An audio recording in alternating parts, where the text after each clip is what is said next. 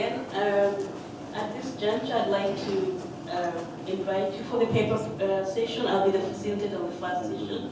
My name is Anne Songi Lutomia, and I'm a PhD student in the section of Human Resource Development in the College of Education. So, a little bit of the housekeeping that we're going to have in accordance to the presentation is that the presenters will come according to the schedule that we have here. I will introduce them and what they're going to be presenting. They will present for 15 minutes, and then after they've all presented, we will have a question and answer session, and kindly make this thing engaging so that we can learn a lot from what they're going to present. So without further ado, I'd like to introduce Tanjit Karan. Tanjit is a PhD student in the College of Education, Education Policy, Organization and Leadership. She is interested in studying Sudan. Specifically, she looks at developing alternative methodologies using needs assessment as mechanism for community self-determination in South Sudan. Therefore, after she's presented, Tanjit, I'd like to ask you to take a seat in front. After you present, kindly take a seat in front so that eventually, when you've all presented, we can get questions from the audience. Thank you very much.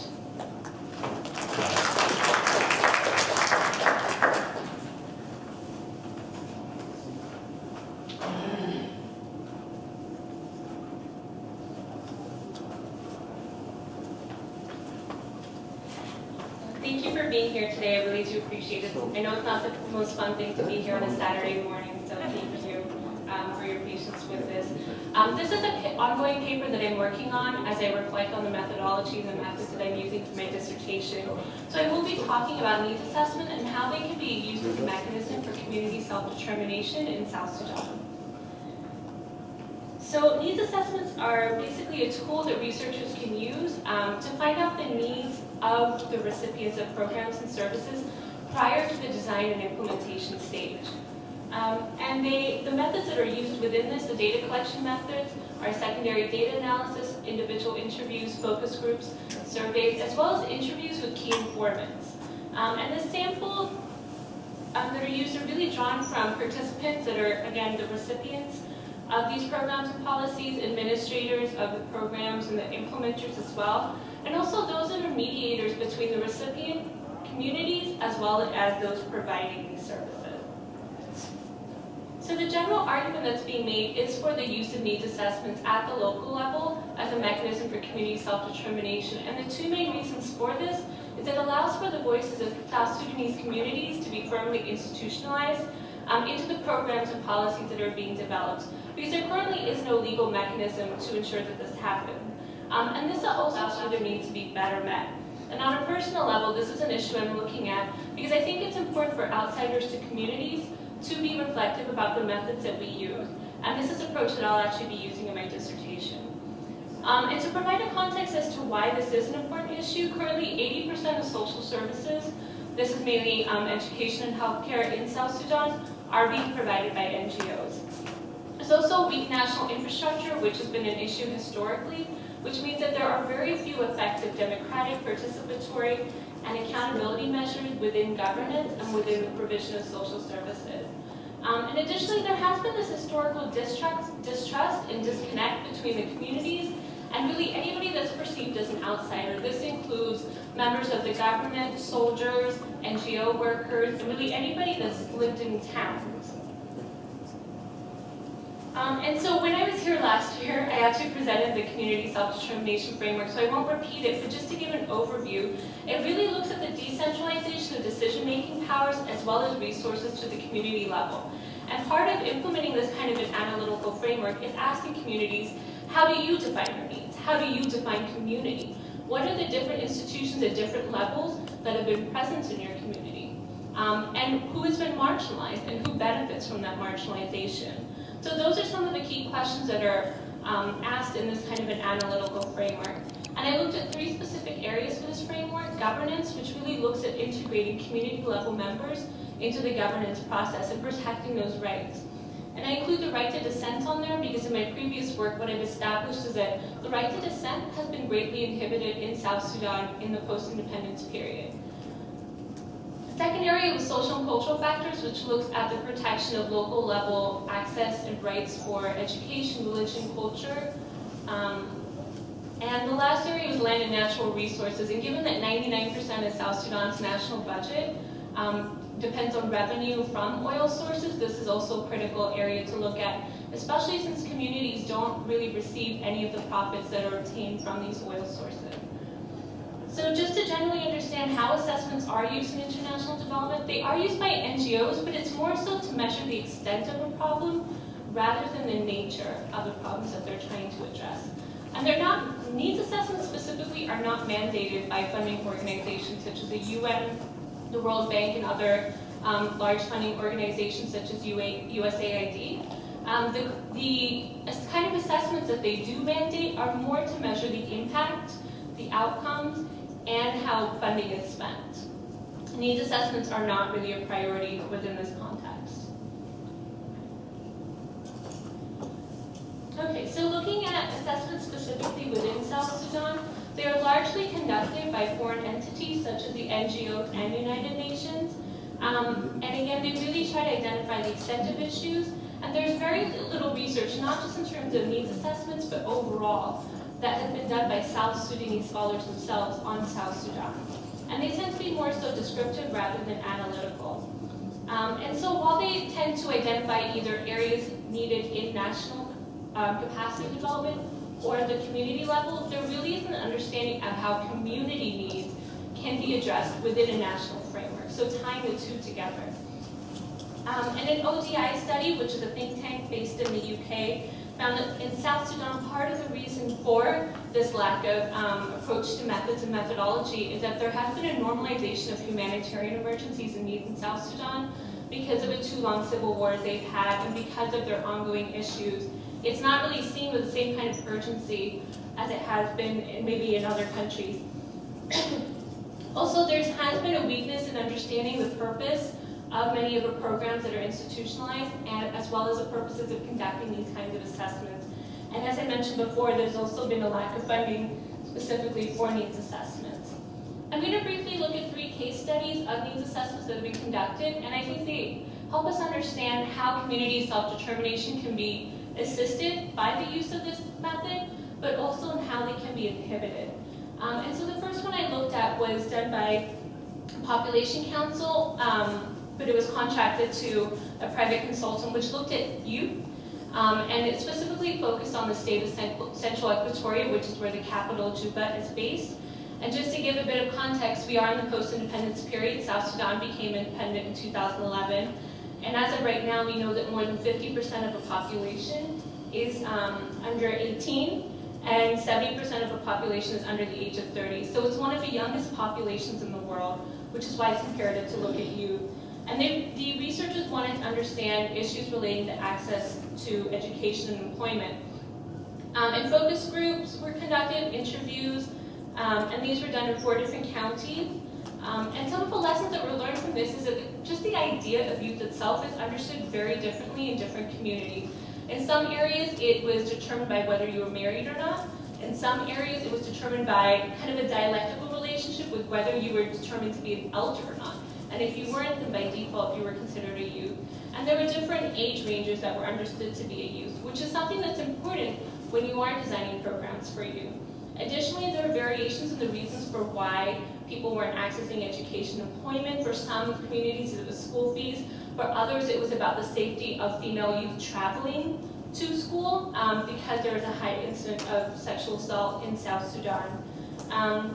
Also, given that male youth do struggle in terms of their access to education and employment, there is this increased vulnerability, therefore, to being recruited for militias. And this is particularly true given the rise of conflict starting in December.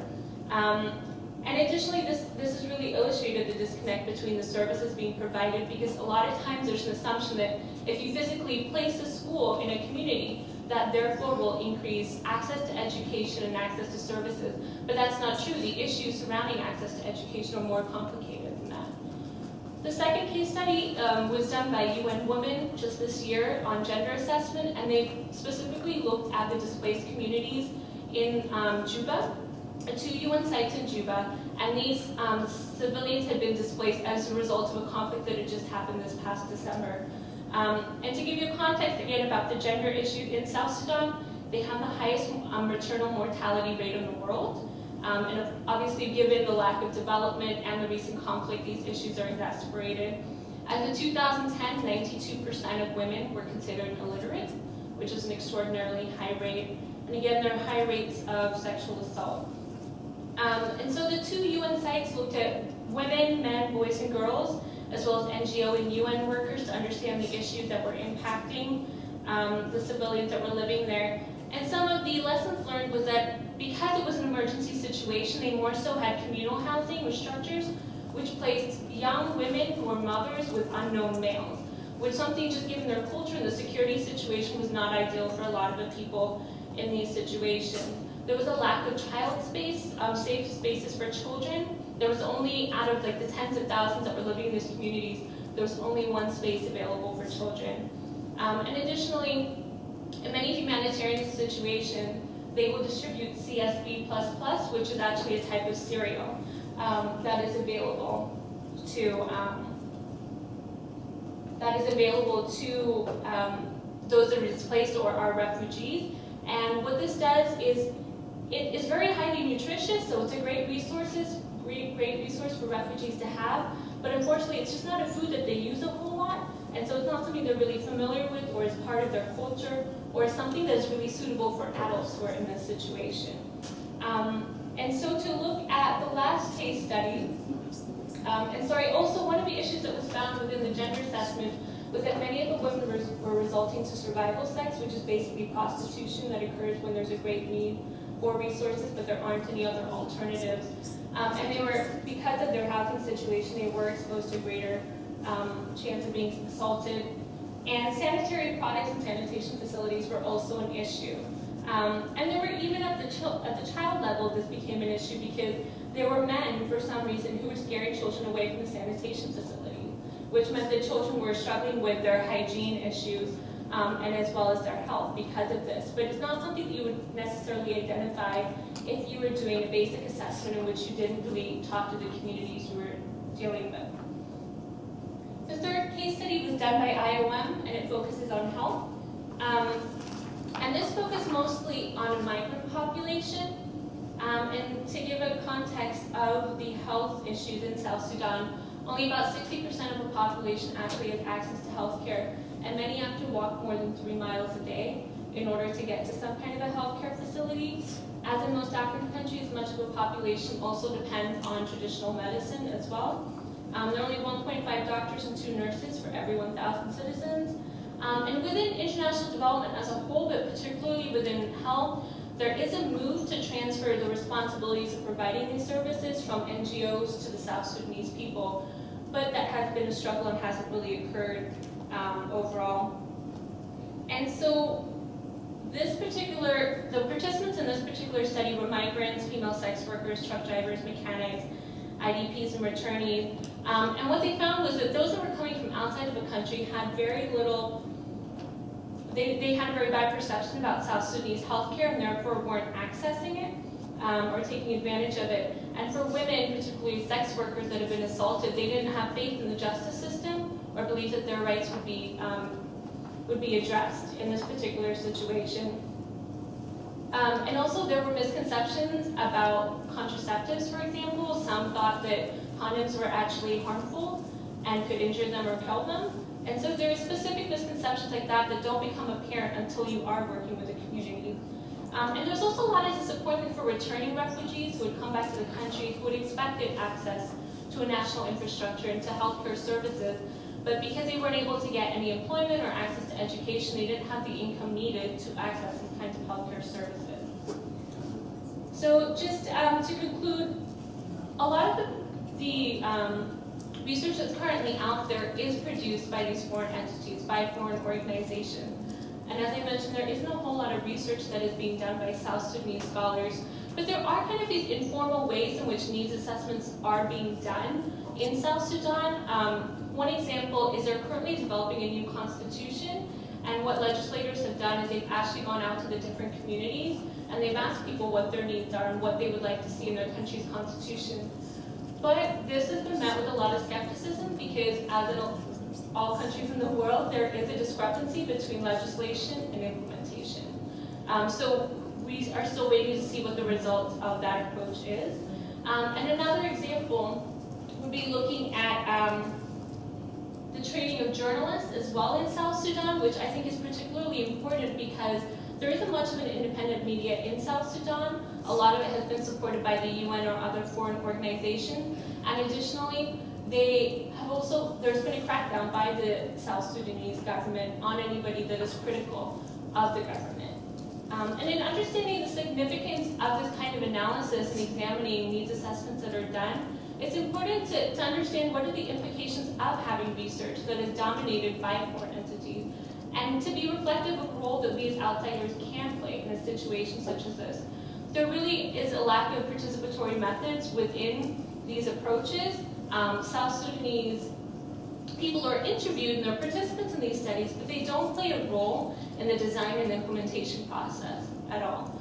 And in this way, I think it both inhibits and it contributes to community self-determination. It provides an opportunity for citizens to identify their needs, but at the same time, they're not being integrated into the process of conducting this kind of research, and therefore in figuring out how their national infrastructure could be developed.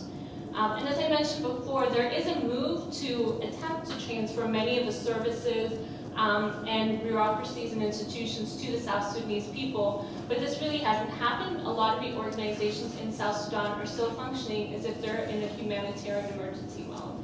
They haven't really transitioned into focusing on long-term development. That's all I have for today. Thank you.